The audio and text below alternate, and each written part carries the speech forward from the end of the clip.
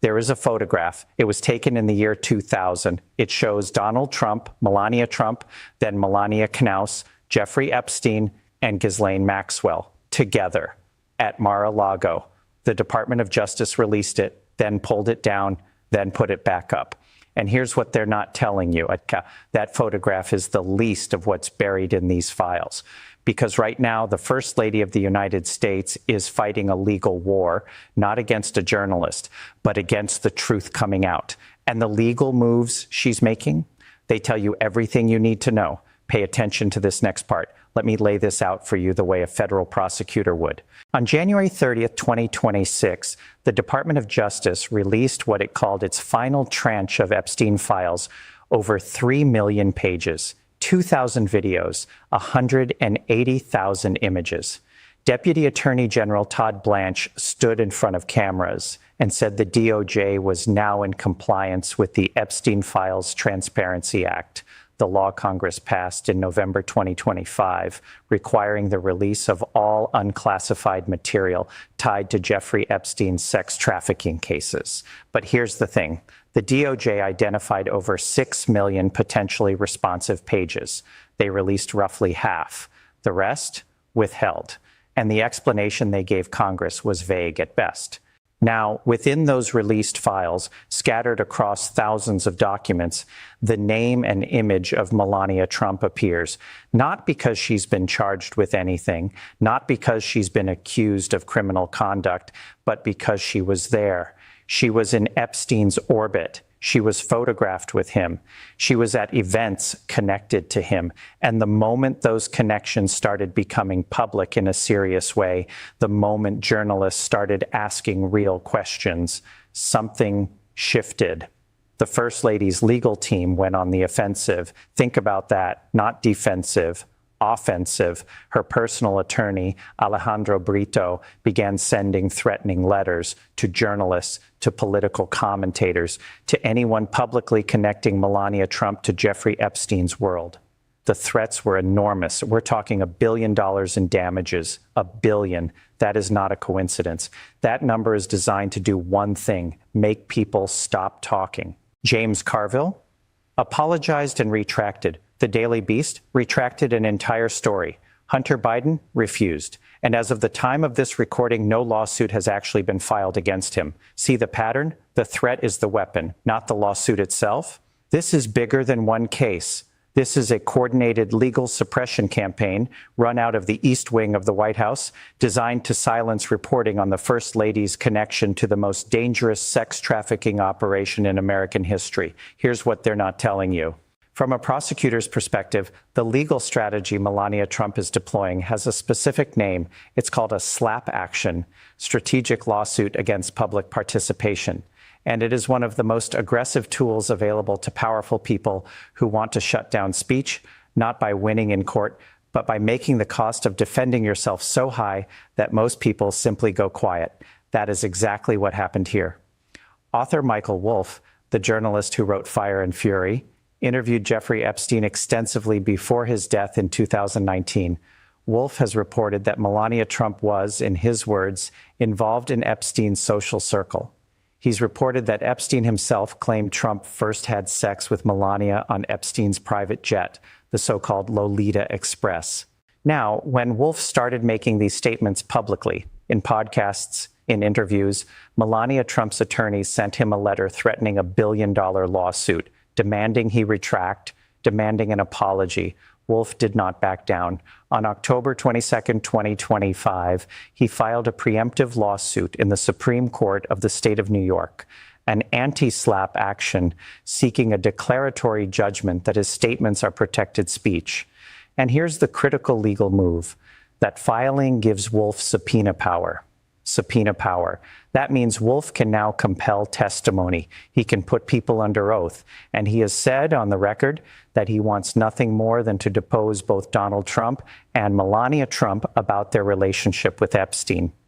From a prosecutor's perspective, this is what we call a discovery trap. Melania Trump's own legal threat, designed to silence a journalist, has now handed that journalist the legal tools to force sworn testimony out of the White House. This changes the legal landscape entirely, but it gets more complicated because Melania Trump's team has now hired DLA Piper, one of the largest law firms in the world, and is trying to move the case from New York State court into federal court. Why? Because federal court procedures are different. The timeline is different. The discovery rules are different. And the process of serving the lawsuit has been, according to Wolf, deliberately obstructed. One process server refused to take the case. A second couldn't locate her to serve the papers. Think about what that means. The First Lady of the United States is, by all accounts, making herself unreachable for a lawful legal process. Now, let me put this in context, because this is not happening in a vacuum. The Epstein Files Transparency Act was signed into law by Donald Trump himself. It required the DOJ to release all unclassified files by December 19th, 2025. The DOJ missed that deadline. By early January 2026, less than 1% of the files had been released. A 119-page grand jury document from New York, completely redacted. Black page after black page. Hundreds of pages blacked out entirely, and the DOJ's own internal redaction process was so inconsistent that the same name would appear unredacted in one document and blacked out in another.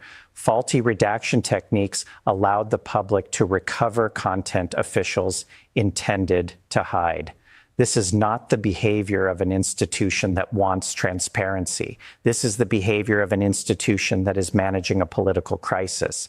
Now, Deputy AG Todd Blanche, who, let me remind you, was Donald Trump's personal defense attorney before taking this job, stood up and told the American people that the White House had no oversight over the review or the redactions, that no one was protected, that the process was clean.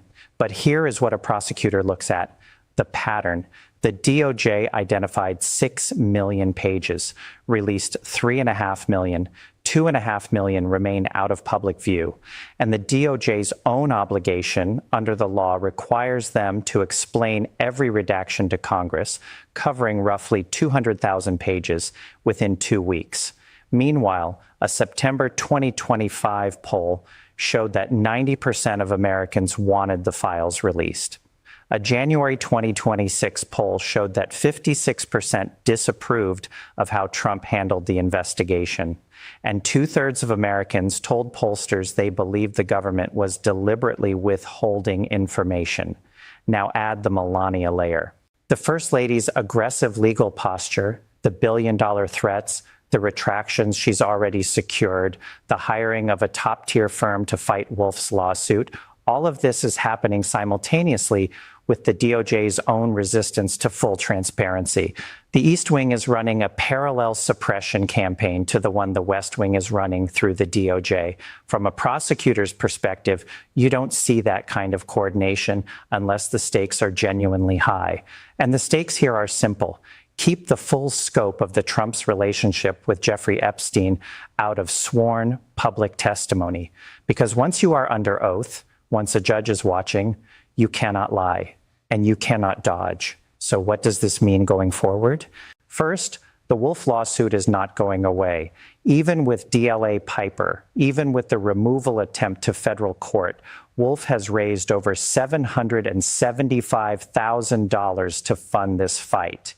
He has subpoena power under New York state law, and he has a clear legal argument. You cannot threaten a journalist with a billion-dollar lawsuit to silence reporting on a matter of extraordinary public interest. New York's anti-SLAPP statute exists precisely to prevent this. Second, the Epstein files are not closed. 2.5 million pages remain unreleased. The grand jury materials are still largely sealed. Democratic members of Congress, including Representative Ro Khanna, have already raised the question publicly. Why is the DOJ withholding half the files it identified? And Representative Summer Lee introduced an amendment to hold Attorney General Pam Bondi in contempt of Congress for failing to comply with the law. It failed along party lines, but the legal question remains on the record. Third, and this is what matters most, The First Lady's legal strategy may have backfired in a way her team did not anticipate. By threatening Wolf, she did not silence him. She activated him. She gave him a courtroom. She gave him discovery tools. And she gave the American public a front row seat to a legal fight that is, at its core, about accountability. This is bigger than one case. This is about whether the most powerful people in this country can use the threat of litigation to wall off the public from the truth, whether a sitting First Lady can direct her attorneys to silence journalists while the DOJ simultaneously withholds millions of pages of federal criminal investigation files. From a prosecutor's perspective, we know what obstruction looks like. We know what intimidation looks like. We know what a coordinated effort to suppress information looks like. We are watching it happen in real time. The Wolf case is in its early stages. The Epstein files are still being analyzed, and the full legal and political consequences of what we are seeing have not yet materialized. But the documents are out there, the court filings are on the record, and the pattern is clear to anyone willing to look at it the way a federal prosecutor would, not through the lens of politics, but through the lens of the law. Stay informed. More accountability and truth coming.